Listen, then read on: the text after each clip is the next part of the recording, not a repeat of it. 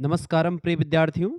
आज की वीडियो के माध्यम से हम लोग चर्चा करेंगे संस्कृत साहित्य से बनने वाले लगभग 150 से 200 से अधिक ऑब्जेक्टिव टाइप के क्वेश्चंस रहेंगे। यहाँ पर लिखा केवल 100 है, चूंकि 100 प्रश्न आपकी परीक्षा में मॉडल पेपर में आते हैं, लेकिन ये मैराथन क्लास के तौर पर आप लीजिएगा, क्योंकि इसमें बहुत सारे प्रश्नों को मैं समाहित किया हूँ और ऐसे क्वेश्चन है जो पिछले 4-5 वर्षों में परीक्षाओं में लगातार पूछे जा रहे हैं। संस्कृत साहित्य की अगर बात की जाए तो अगर आप बीए के प्रथम सेमेस्टर में हैं तो संस्कृत साहित्य में आपको संस्कृत पद्य साहित्य एवं व्याकरण पढ़ना पड़ता है। तो उससे बनने वाले समस्त वो प्रश्न जो परीक्षा में पूछे गए हैं वो आज की वीडियो के माध्यम से करवाऊंगा। बहुत सारे क्वेश्चन इसमें नंबरिंग मैंने नहीं की है।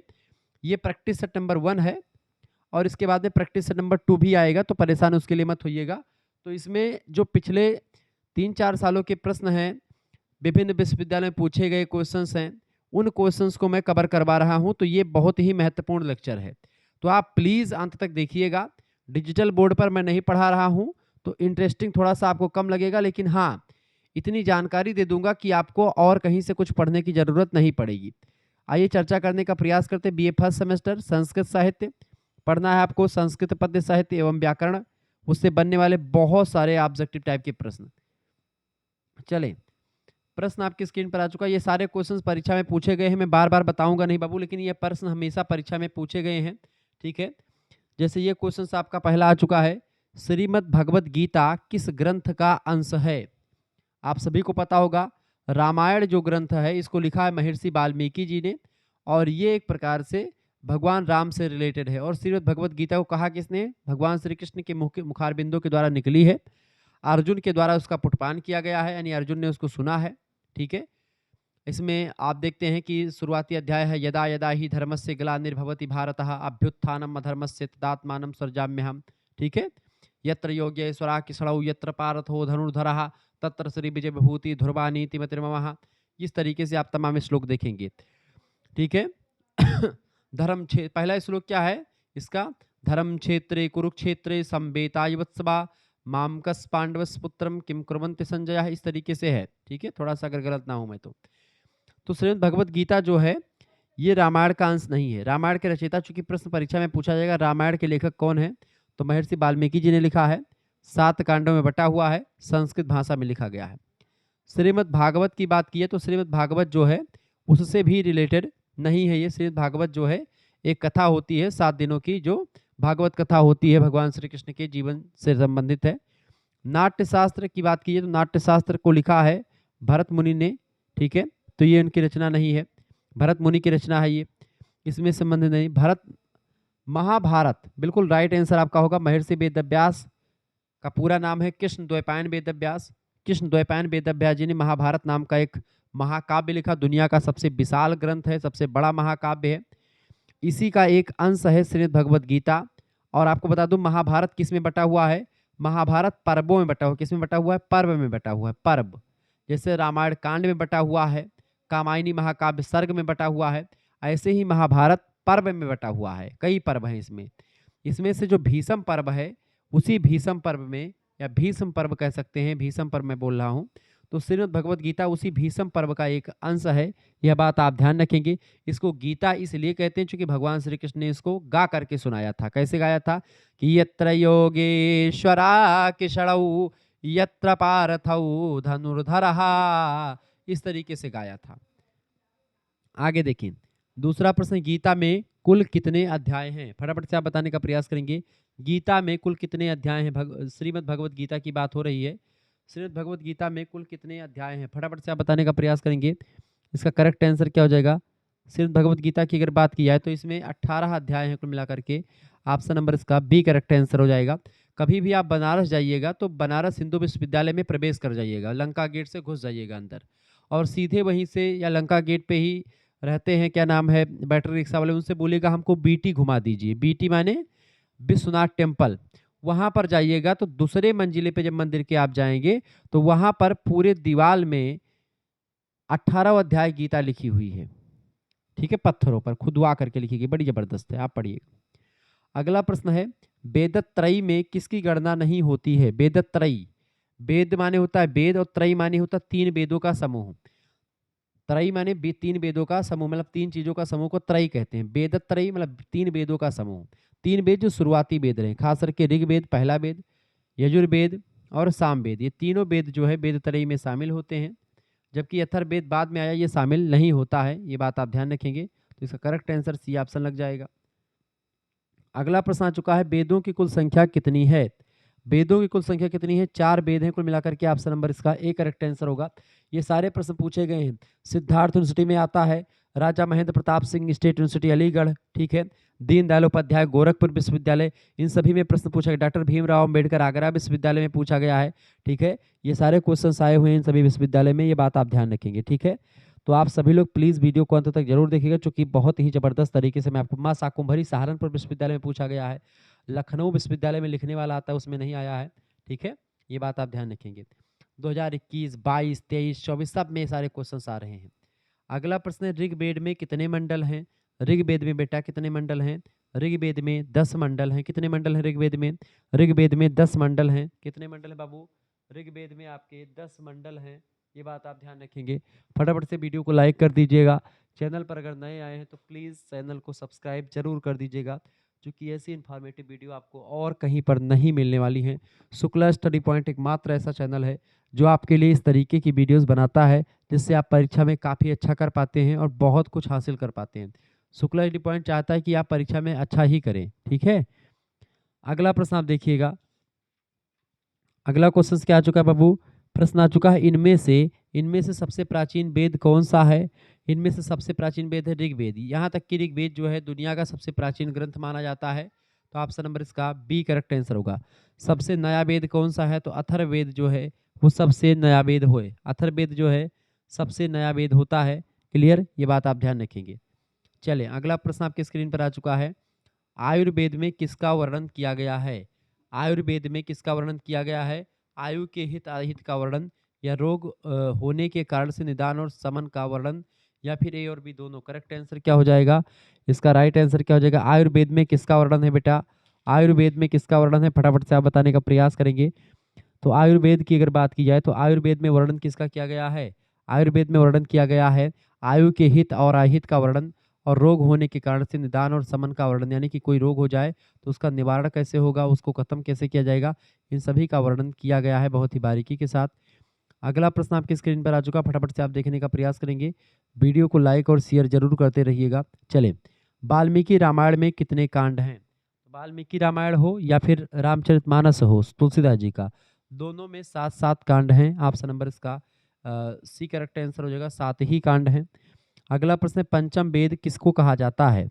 रामायण एक महाकाव्य है, महाभारत भी एक महाकाव्य है, ये वेद नहीं है, ठीक है। श्रीमद् भगवत गीता की बात की जाए तो ये महाभारत के विषम पर्व से संबंधित है, तो इसका भी कोई मतलब नहीं।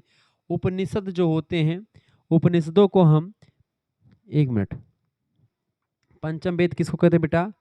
पंचम वेद कहा जाता है, फटाफट से आप बताने का प्रयास करेंगे। पंचम वेद किसको कह सकते हैं? पंचम वेद, एक मिनट, पंचम वेद कहा जाता है। ये दीनदयाल उपाध्याय गोरखपुर विश्वविद्यालय में, सिद्धार्थ यूनिवर्सिटी में, इन सभी में प्रश्न पूछा गया है। पंचम वेद कहा जाता है किसको? पंचम वेद की अगर बात की जाए तो इसका करेक्ट आंसर क्या हो जाएगा? पंचम वेद कहा जाता है महाभारत को पंचम वेद कहते हैं। किसको कहते हैं? महाभारत को ही पंचम वेद कहा जाता है। ऑप्शन नंबर इसका बी करेक्ट आंसर हो जाएगा। और एक चीज और, पंचम वेद संस्कृत नाटक को भी पंचम वेद कहा जाता है, क्योंकि चारों वेदों से एक तत्व लेकर के फिर जाकर के बना है। लेकिन यहाँ पर महाभारत के संदर्भ में प्रश्न पूछा गया था, यूनिवर्सिटी ने यही उत्तर सही माना है, ठीक है। चलिए अगला प्रश्न आ चुका है आपका, महाभारत के रचनाकार हैं। महाभारत के रचनाकार वाल्मीकि जी नहीं है। वाल्मीकि जी ने क्या लिखा है? रामायण लिखा है, जो 7 कांडों में बटा हुआ है। महर्षि वेदव्यास, कृष्ण द्वैपायन वेदव्यास ने महाभारत लिखा, बिल्कुल सही ऑप्शन इसका बी ऑप्शन ही हो जाएगा, बी ऑप्शन वेदव्यास। अगला प्रश्न है, कालिदास की रचनाएं हैं।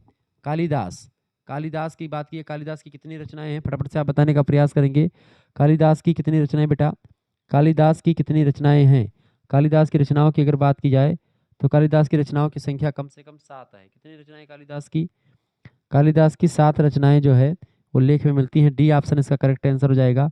कालिदास की 7 रचनाएं मिलती हैं। अगला क्वेश्चन आपके स्क्रीन पर आ चुका है। प्रश्न है, कालिदास की रचना नहीं है इनमें से। देखिए, अभिज्ञान शकुंतलम कालिदास की रचना है, मेघदूतम, रघुवंशम, ये तीनों कालिदास की रचना है। जबकि आप देखें किरात अर्जुनियम जो है ये इनकी रचना नहीं, महाकवि भारवी की रचना है ये। ठीक है, ऑप्शन नंबर इसका सी करेक्ट आंसर हो जाएगा। अगला क्वेश्चन आपकी स्क्रीन पर आ चुका, शिशुपाल बधम रचना है। शिशुपाल बधम किसकी रचना है? फटाफट से आप बताने का प्रयास करेंगे, सभी लोग बताने का प्रयास करेंगे इसका राइट आंसर क्या होने वाला है, बताइएगा। किरात अर्जुनियम का प्रथम सर्ग आपके पाठ्यक्रम में संकलित है, तो उसको लिखा किसने है? महाकवि भारवी ने लिखा है। ठीक है, ये बात ध्यान रखेंगे। प्रश्न क्या पूछा जा रहा है आपसे? प्रश्न पूछा जा रहा है शिशुपाल बधम रचना किसकी है? शिशुपाल बधम किसकी रचना है? फटाफट से आप बताने का प्रयास करेंगे। शिशुपाल बधम किसकी रचना है? शिशुपाल बधम की अगर बात की जाए बेटा, तो शिशुपाल बधम किसकी रचना है? बिल्कुल राइट आंसर आपका हो जाएगा ए ऑप्शन। शिशुपाल बधम महाकवि माघ की रचना है। नैषधीय चरितम में कितने सर्ग हैं? नैषधीय चरितम की अगर बात की जाए तो इसमें कितने सर्ग हैं? इसमें कुल मिलाकर के 22 सर्ग हैं नैषधीय चरितम में। Option number C correct answer हो जाएगा। लघु त्रयी में गणना नहीं है। लघु त्रयी में किसकी गणना नहीं की जाती है? फटाफट से आप बताने का प्रयास करेंगे। लघु त्रयी में किसकी गणना नहीं की जाती है? इसका करेक्ट आंसर क्या हो जाएगा? बिल्कुल लघु त्रयी में, देखिए लघु त्रयी में रामा जो है मेघदूतम, लघुवंशम, कुमार संभवम की रचना जो है लघु त्रयी में करते हैं। शिशुपाल बधम की जो है इसको नहीं शामिल करते हैं। ऑप्शन नंबर इसका डी करेक्ट आंसर। जैसे वेद त्रयी है, ऐसे ही लघु त्रयी में 3 रचनाएं संस्कृत की शामिल हैं, मेघदूतम, रघुवंशम और कुमार संभवम। ठीक है, आदि काव्य माना जाता है। आदि काव्य किसको मानते हैं? फटाफट से आप बताने का प्रयास करेंगे। आदि काव्य मानते हैं रामायण को, आदि काव्य माना जाता है किसको? रामायण को आदि काव्य मानते हैं। ऑप्शन नंबर इसका ए करेक्ट आंसर हो जाएगा। रामायण में कितने श्लोक हैं? 24,000 श्लोक हैं। डी ऑप्शन करेक्ट आंसर हो जाएगा। रामायण में 24,000 श्लोक हैं। अगला क्वेश्चन आ चुका है आपका, महर्षि वाल्मीकि के प्रसिद्ध ग्रंथ का नाम बताएं। महर्षि वाल्मीकि का प्रसिद्ध ग्रंथ है आपका है रामायण। ठीक है, ऑप्शन नंबर इसका ए करेक्ट आंसर हो जाएगा। अगला प्रश्न है महाभारत का प्रारंभिक नाम क्या था? महाभारत का प्रारंभिक नाम है जय संहिता। ऑप्शन नंबर इसका ए करेक्ट आंसर हो जाएगा। महाभारत के क्या नाम है? जय संहिता नाम कह सकते हैं उसको। ठीक है, महाभारत का प्रारंभिक नाम क्या था? जय नाम था। इसका करेक्ट आंसर क्या हो जाएगा? 1 मिनट रुकेंगे, फटाफट से आप बताने का प्रयास करेंगे। महाभारत का प्रारंभिक नाम क्या था? बिल्कुल बताने का प्रयास करेंगे। महाभारत का प्रारंभिक नाम क्या था? देखिए जय, विजय या उपरोक्त सभी। इसका नाम महाभारत का प्रारंभिक नाम, महाभारत के प्रारंभिक नाम की अगर बात की जाए तो इसका करेक्ट आंसर क्या हो जाएगा? देखिए विजय संहिता तो नहीं, जय संहिता, भारत भी नाम कह सकते हैं। जय संहिता यानी जय संहिता ही नाम था, ये ऑप्शन करेक्ट आंसर होगा। लेकिन यूनिवर्सिटी वाले जो हैं वो डी मानते हैं। ठीक है, आगे देखते हैं। अगला क्वेश्चन आपकी स्क्रीन पर आ चुका है, फटाफट से आप देखने का प्रयास करेंगे। बहुत ही जबरदस्त प्रश्न है। किरात अर्जुनियम प्रथम सर्ग में श्लोकों की संख्या कितनी है? फटाफट से आप बताने का प्रयास करेंगे। इसका राइट आंसर क्या हो जाएगा? किरात अर्जुनियम की बात हो रही बाबू, किरात अर्जुनियम, सभी लोग बताने का प्रयास करें। किरात अर्जुनियम जो रचना है, किरात होता है बहेलिया का भेष धारण और अर्जुन अर्जुन थे। तो किरात अर्जुनियम के प्रथम सर्ग में श्लोकों की संख्या की अगर बात की जाए तो इसमें श्लोकों की संख्या कितनी बेटा? किरात अर्जुनियम में श्लोकों की संख्या जो है वो कितनी रखी गई? फटाफट से आप बताने का प्रयास करेंगे। बिल्कुल राइट आंसर आप सभी लोग लगा रहे हैं। बिल्कुल बी ऑप्शन इसका बिल्कुल राइट आंसर हो जाएगा। 48 सर्ग हैं, मतलब 48 श्लोकों की संख्या कितनी है प्रथम सर्ग में? 48 श्लोक हैं। अगला क्वेश्चन आ चुका, किरात अर्जुनियम की अगर बात की जाए, महाकाव्य भारवी की रचना किसकी रचना है? किरात अर्जुनियम, फटाफट से आप बताने का प्रयास करेंगे। किरात अर्जुनियम का लेखक कौन है? महाकाव्य किरात अर्जुनियम किसने लिखा पहले बताएं। बिल्कुल राइट आंसर आपका, महाकाव्य भारवी की रचना है। ये प्रश्न परीक्षा में गोरखपुर विश्वविद्यालय, अलीगढ़ विश्वविद्यालय से पूछा गया है। तो किरात अर्जुनियम में वर्णलिंगी हैं युधिष्ठिर या फिर युधिष्ठिर, दुर्योधन या वनेचर? तो किरात अर्जुनियम में वर्णलिंगी है वनेचर। Option number C correct answer होगा। अगला प्रश्न, किरात अर्जुनियम में समास है, किरात अर्जुनियम शब्द में कौन सा समास है? तो किरात अर्जुनियम शब्द में अगर बात करें बेटा, किरात अर्जुनियम में कौन सा समास की बात करें तो किरात अर्जुनियम में कौन सा समास है?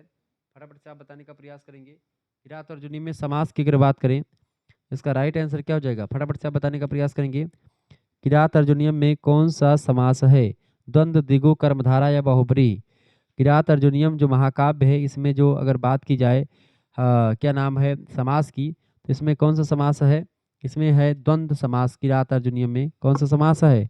द्वंद्व समास आपका पड़ेगा। ठीक है, करेक्ट आंसर आपका होगा क्या? ए ऑप्शन, द्वंद्व समास। अगला क्वेश्चन आपके स्क्रीन पर आ चुका, फटाफट से आप देखने का प्रयास करेंगे। द्विषा शब्द का प्रयुक्त हुआ है। द्विषा शब्द का प्रयोग जो हुआ है, द्विषा शब्द, द्विषा शब्द का प्रयोग किसके लिए हुआ है? बिल्कुल शत्रुओं के लिए द्विषा शब्द का प्रयोग हुआ है। बी ऑप्शन करेक्ट आंसर होगा, हमेशा प्रश्न परीक्षा में आया हुआ है। अगला प्रश्न, बनेचर द्वैत वन में आता है। बनेचर द्वैत वन में आता है, युधिष्ठिर के पास आता है बनेचर। ऑप्शन नंबर इसका बी करेक्ट आंसर होगा। बनेचर को गुप्तचर के रूप में नियुक्त किया था किसने? बनेचर को गुप्तचर के रूप में नियुक्त किया था किसने? फटाफट से आप बताएंगे। बिल्कुल ध्रुव, किसने नियुक्त किया था? युधिष्ठिर ने ही नियुक्त किया था। ये ऑप्शन करेक्ट आंसर होगा। किरात अर्जुनियम का प्रारंभ होता है। किरात अर्जुनियम का प्रारंभ किससे होता है? किरात अर्जुनियम का प्रारंभ जो होता है किससे होता है बेटा? किरात अर्जुनियम का जो प्रारंभ होता है, बिल्कुल राइट आंसर आपका है सत्य सत्य दोनों बोलने की इच्छा से। सी ऑप्शन करेक्ट आंसर होगा। दुर्योधन राजा था पंचाल जनपद का, नहीं कन्नौज का, नहीं कुरु का। बिल्कुल कुरु का राजा था पंचाल, मतलब दुर्योधन जो था कहाँ का राजा था? कुरु वंश का राजा था दुर्योधन। ठीक है, कहाँ का राजा था?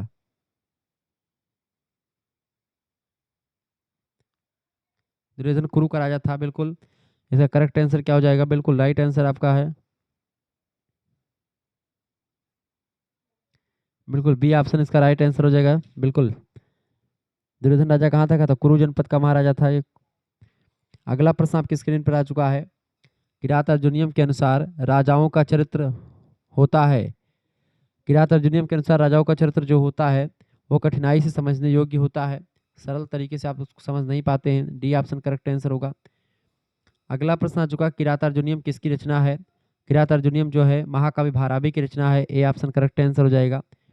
किरात अर्जुनियम किसकी रचना है? महाकवि भारवी की रचना है। अगला क्वेश्चन आप देखेंगे, अर्थ गौरव के लिए कौन सा कवि प्रसिद्ध है?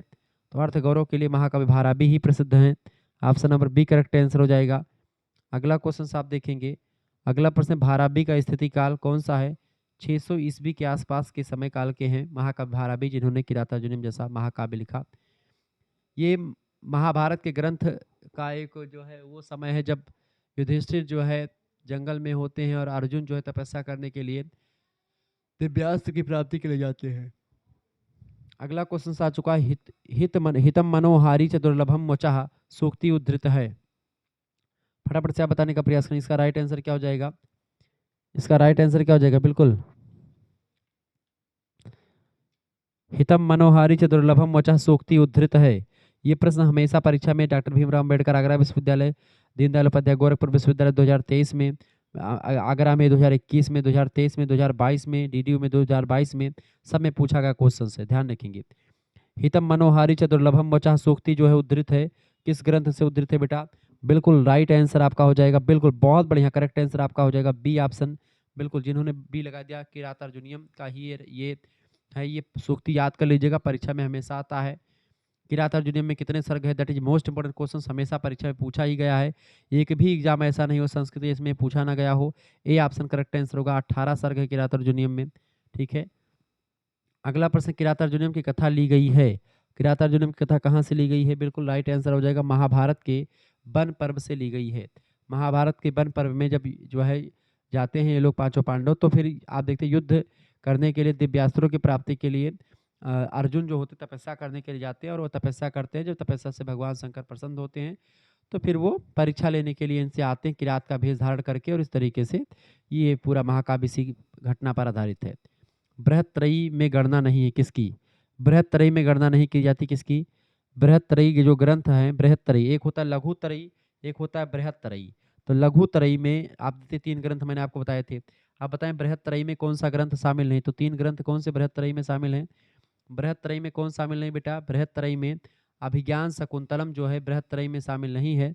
शिशुपाल बधम, किरातार्जुनीयम और नैषधि चरितम, ये 3 ग्रंथ जो है बृहत्त्रयी में शामिल है। शिशुपाल बधम, किरातार्जुनीयम और नैषधि चरितम ये बृहत्त्रयी में शामिल हैं। ठीक है, जबकि अभिज्ञान शकुंतलम जो कालिदास की रचना है वो नहीं शामिल है।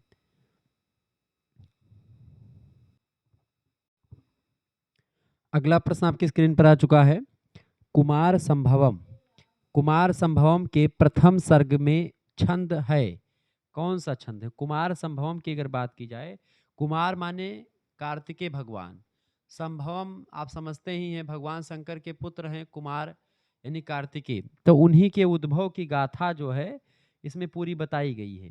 ठीक है, कुमार संभवम की कथानक की बात की जाए तो ये कहाँ से लिया गया बेटा? ये कहाँ से लिया गया? कुमार संभवम का जो कथानक है ये लिया गया है, किस ग्रंथ से लिया गया है? तो लिया गया है शिव पुराण से। ठीक है, कुमार संभवम में कुमार शब्द जो होता है ये कार्तिकेय भगवान के लिए प्रयोग किया गया है। हिमालय और मैना के जो है पुत्री का नाम था पार्वती माता, उनकी शादी भगवान भोलेनाथ से होती है। एक समय की बात है, सती माता आप देखते सती दक्ष की पुत्री थी, जब उनका वो सती हो जाती हैं जाकर के, उसके बाद में फिर भगवान शंकर जो है अपना बैठ जाते हैं तपस्या करने के लिए। फिर कुमार एक राक्षस होता ताड़कासुर, तो वो वरदान प्राप्त कर लेता है कि अगर मुझे मृत्यु मिले तो भगवान शंकर के पुत्र के द्वारा मिले। तो ऐसे में भगवान शंकर जो है तपस्या पर बैठ जाते, कभी उठते ही नहीं जल्दी। तो इस तरीके से चीजें चलती रहती श्रृंखलाएं। ठीक है, तो ये कुमार संभवम रचना किसकी है? फटाफट से आप बताने का प्रयास करेंगे। कुमार संभवम रचना किसकी है? फटाफट से आप बताने का कुमार संभवम नाम की जो रचना है किसने लिखी है? सभी लोग बताने का प्रयास करें। कुमार संभवम जो रचना है किसने लिखी है? बिल्कुल, कुमार संभवम जो है कालिदास महोदय ने लिखी है रचना। ठीक है, महाकवि कालिदास ने लिखी है कुमार संभवम रचना। तो इसमें पर्वतराज हिमालय, भगवान भोलेनाथ और माता पार्वती और कुमार कार्तिकेय के बारे में पूरी जानकारी आपको मिलती है, किस तरीके से सारी चीजें होती हैं। ठीक है, तो कुमार संभवम ये ग्रंथ है, इसके बारे में मैंने आपको सोचा बता दिया। अब ये बताएं कि ये इसके प्रथम सर्ग में जो आपके पाठ्यक्रम में संकलित है श्लोक संख्या 1 से लेकर के 25 तक, उसमें कौन सा छंद का प्रयोग किया गया है? बताएं, किस छंद का प्रयोग किया गया? फटाफट से आप बताने का प्रयास करेंगे। किस छंद का प्रयोग किया गया बेटा? बिल्कुल राइट आंसर आपका किस छंद का? उपजाति छंद का प्रयोग किया गया। Option number B correct answer. किस छंद का? उपजाति छंद का प्रयोग किया गया। अगला क्वेश्चन आ चुका है, एको ही 200 गुण सन्निपाते निमन निमज्जित तीमदो किरणे, यहाँ पर जो चीज आपको स्पष्ट नहीं दिख रही होंगी, एको ही 200 गुण सन्निपाते निमज्ज तींदौ किरणेश वांगा से युक्त महाकाव्य है। ये एक प्रकार से कौन सा महाकाव्य से युक्त है? इसका बिल्कुल राइट आंसर हो जाएगा आपका बी ऑप्शन, यानी कि कुमार संभवम। अगला क्वेश्चन आ चुका है, प्रश्न आ चुका है, अस्त्युत्तरास्याम दिशि देवात्मा में देवात्मा का क्या मतलब है? ये उदाहरण मतलब ये पहला श्लोक ही है, जो है प्रथम सर्ग का पहला श्लोक है। क्या श्लोक है? श्लोक का लिखा है आपका, श्लोक होता पहला श्लोक है, अस्युत्तरस्याम दिशि देवात्मा हिमालयो नाम नागधिराजः पूर्वा परो तोय निधि वाग्याः स्थिता पृथिव्यमायु मानदंड। इसमें जो उत्तरश्याम है, उत्तरश्याम माने उत्तर दिशा में, ठीक है, ये उत्तरश्याम लिखा हुआ है तो उत्तर दिशा में, दिशि माने होता है दिशा, ठीक है, देवात्मा माने होता है जो है देवता के स्वरूप, ठीक है, तो देवता के स्वरूप यहाँ पर कौन है? हिमालय के बारे में देवता के स्वरूप कहा गया, हिमालय का वर्णन किया गया है। कहा गया है कि भारतवर्ष के उत्तरी छोर पर देवताओं से अधिष्ठित हिमालय नाम का समस्त पर्वतों का स्वामी पूर्व सागर तक फैल करके पृथ्वी की लंबाई नापने वाले मानदंड की तरह स्थित है। इस तरीके से यहाँ पर जो है बताया गया है। ठीक है, यहाँ पर देवता आत्मा यस्य सा देवात्मा बहुब्रीहि शब्द जो है उसका बहुब्रीहि समास का प्रयोग किया गया है। यहाँ पर हिमा नाम आलयः यानी हिमालय के लिए यहाँ पर शब्द का प्रयोग किया गया है देवात्मा। ठीक है, ये बात आप ध्यान रखेंगे। आगे बढ़ते हैं और भी चीज़ों को जानने का प्रयास करते हैं। तो इसका करेक्ट आंसर क्या हो जाएगा? हिमालय के लिए इसका प्रयोग किया गया, तो इसका सी ऑप्शन करेक्ट आंसर हो जाएगा। आगे देखते हैं, अगला प्रश्न आपकी स्क्रीन पर आ चुका है, कुमार संभव में कुमार शब्द प्रयुक्त किया गया किसके लिए? कुमार संभव में कुमार शब्द जो प्रयोग किया गया है ये भगवान श्री कृष्ण मतलब भगवान शंकर के पुत्र कार्तिकेय के लिए किया गया है। ऑप्शन नंबर इसका ए करेक्ट आंसर होगा। अगला क्वेश्चन से, पर्वतराज हिमालय का मित्र है। पर्वतराज हिमालय का मित्र कौन है? पर्वतराज हिमालय का मित्र है मेरू पर्वत। ठीक है, मेरू पर्वत जो है पर्वतराज हिमालय के मित्र हैं। अगला क्वेश्चन से पृथ्वी के मानदंड के समान स्थित हैं। पृथ्वी के मानदंड के समान कौन स्थित है? हिमालय पर्वत स्थित है।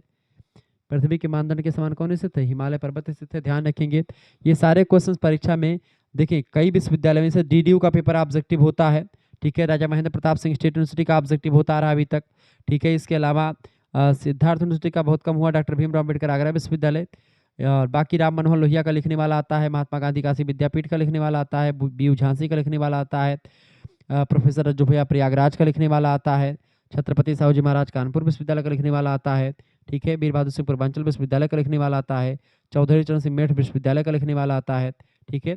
ऐसे ही और तमाम प्रकार के जैसे आमार पाटेश्वरी का, इन सभी का लिखने वाला ही आता है। जबकि राजा महेंद्र प्रताप सिंह डीडीयू, ठीक है, सिद्धार्थ यूनिवर्सिटी का भी लिखने वाला आएगा, ठीक है। ये बात आप ध्यान रखेंगे।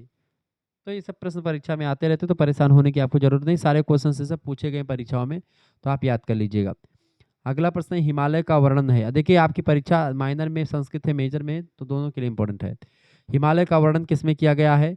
किरात अर्जुनियम में नहीं, शिशुपाल वधम में नहीं, इसमें कुमार संभव में। ऑप्शन नंबर इसका ए करेक्ट आंसर हो जाएगा। ए ऑप्शन बिल्कुल राइट आंसर है। अगला क्वेश्चन आपका आ चुका है, पार्वती की माता है, पार्वती की माता कौन है? पार्वती की माता रंभा नहीं, रंभा एक वो है, शिवा भी नहीं है, मेनका भी नहीं है, मैना है। Option number D correct answer होगा।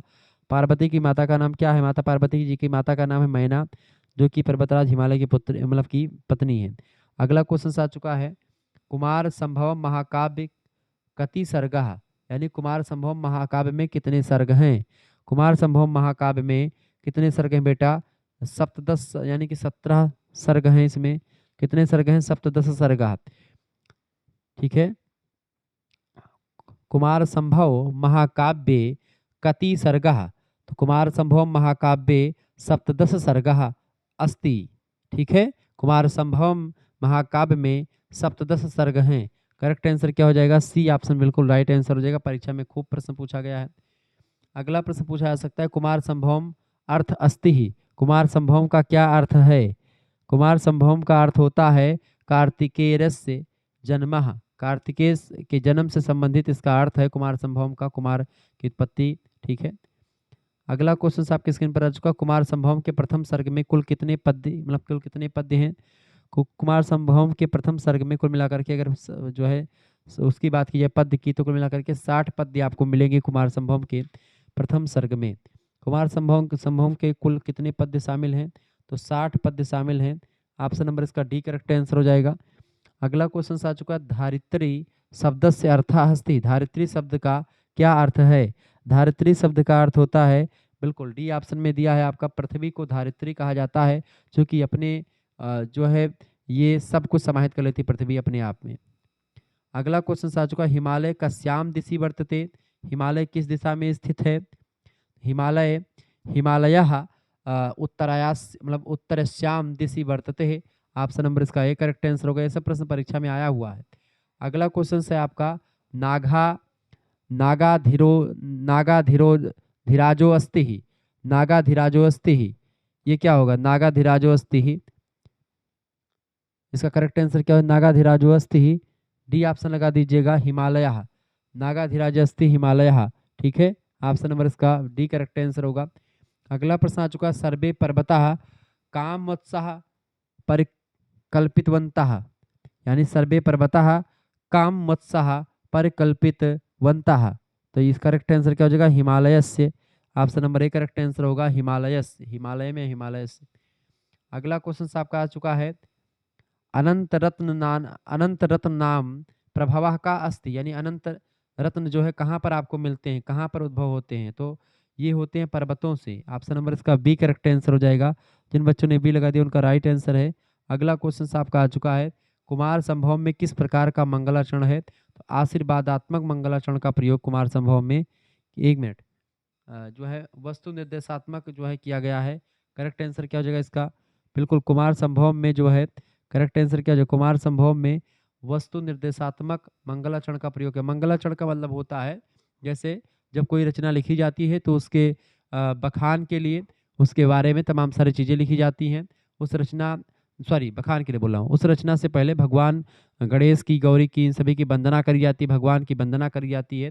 जैसे जब तुलसीदास जी अपनी रचना लिखते हैं रामचरितमानस तो क्या लिखते हैं, मंगलाचरण में संस्कृत में लिखते हैं, वर्ण नाम अर्थ संघा नाम रसा नाम छंद सामपि मंगला नाम च करतारो बंदे बाणी विनायक को। भगवान जो है गणेश और माता सरस्वती को प्रणाम करते हुए फिर वो जो है भगवान भोलेनाथ को प्रणाम करते हैं।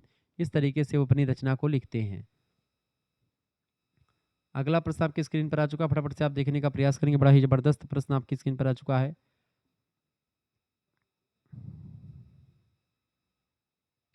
प्रश्न आ चुका है, निरंतर खर्च करने पर भी वृद्धि को प्राप्त होता है। निरंतर खर्च करने पर भी वृद्धि को प्राप्त होता है कौन? फटाफट से आप बताने का प्रयास करेंगे।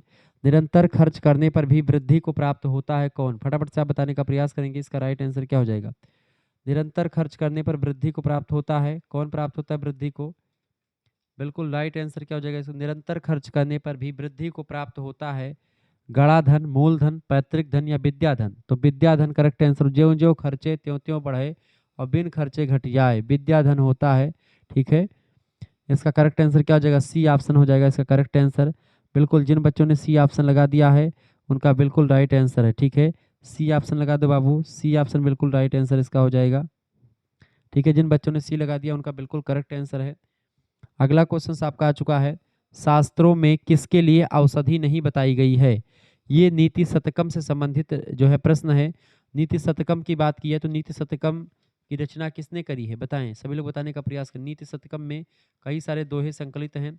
जैसे इसमें इस बार सबसे फेमस दोहा जो पूछा जाता है आपसे, ये साम न विद्या न तपो न दानम ज्ञानम न शीलम न गुणो न धर्मः ते मृत्युलोके भुवि भारि भूता मनुष्य रूपेण मृगशरन्ति।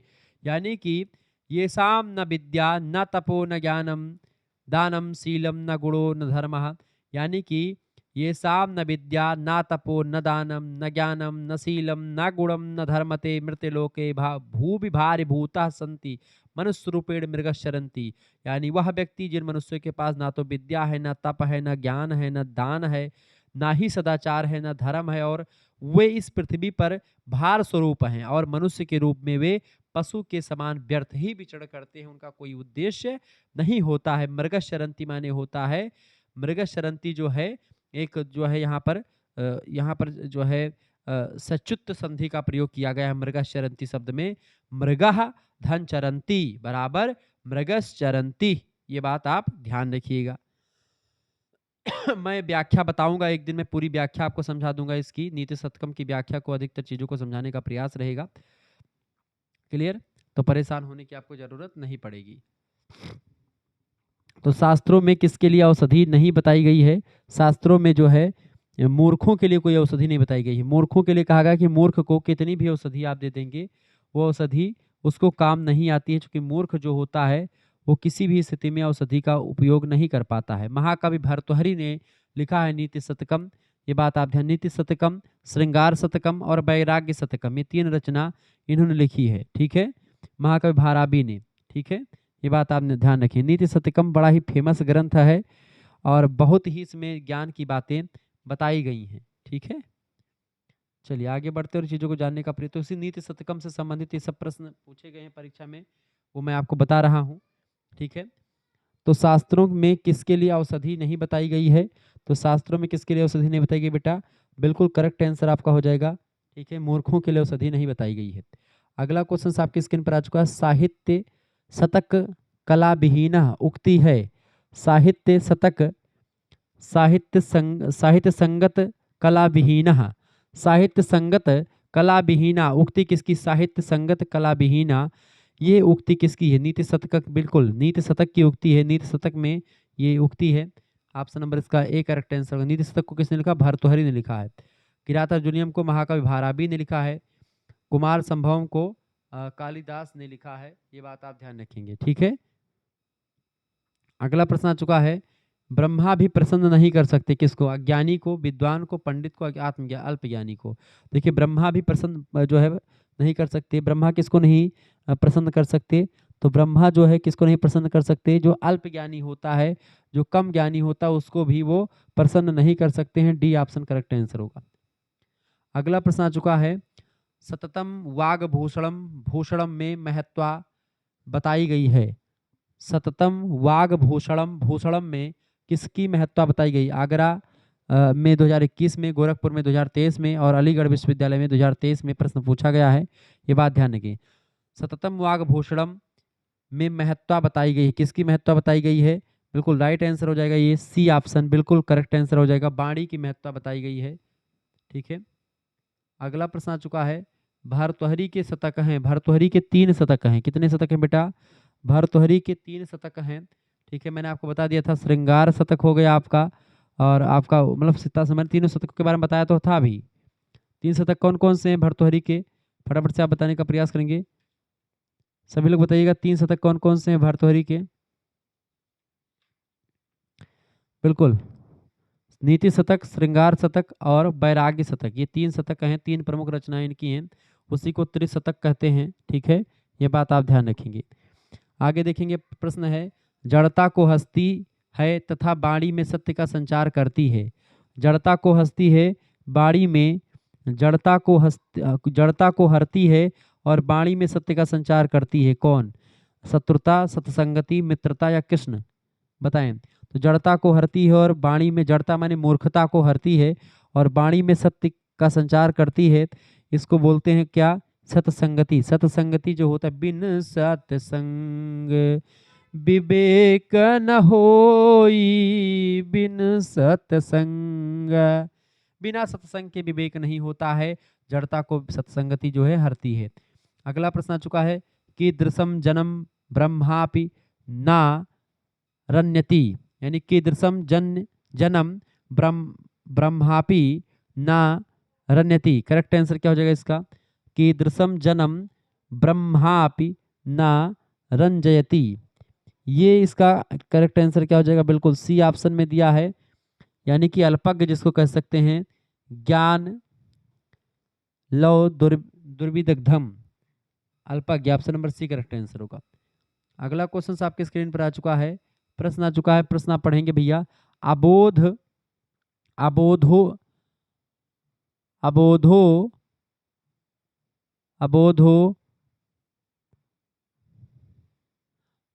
अ- अबोधोप हताशान्ये जीर्ण सुभाषितम।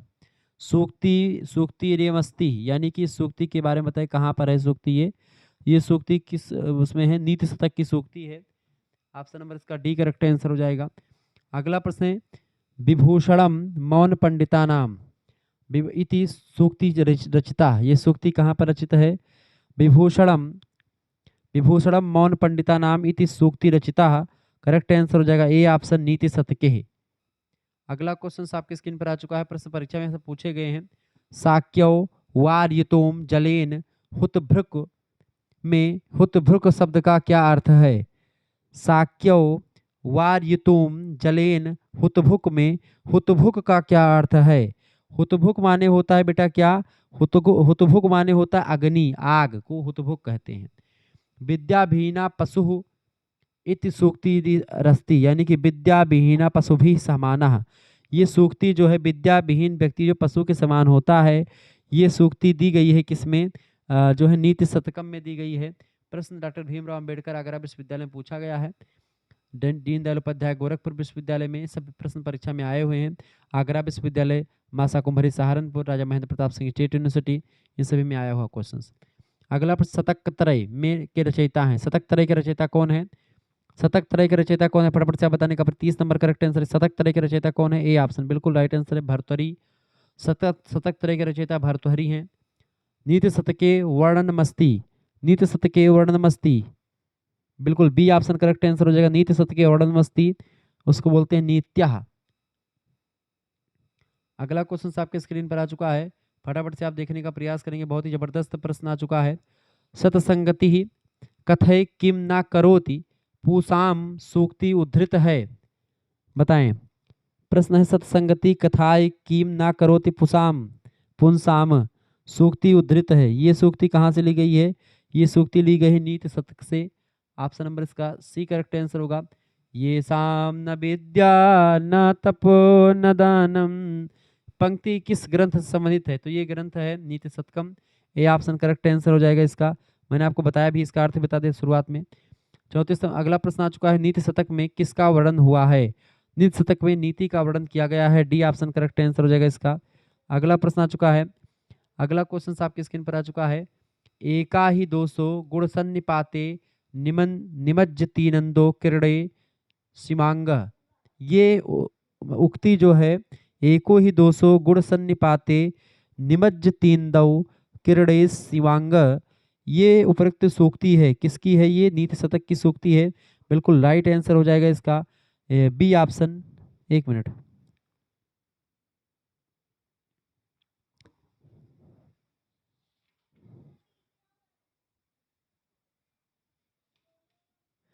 हाँ ये जो है नीति शतकम की है या ये किसकी है?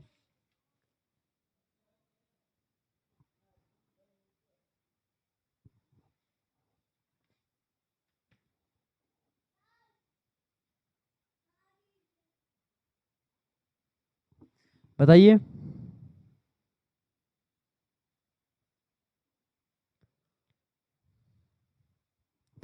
फटाफट से आप बताने का प्रयास करेंगे।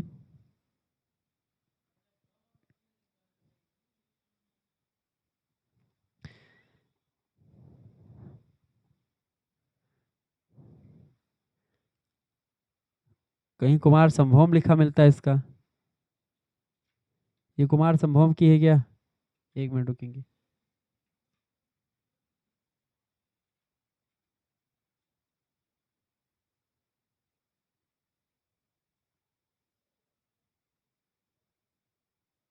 हाँ बेटा, ये कुमार संभवम की युक्ति है, ठीक है, कुमार संभवम की युक्ति है ये।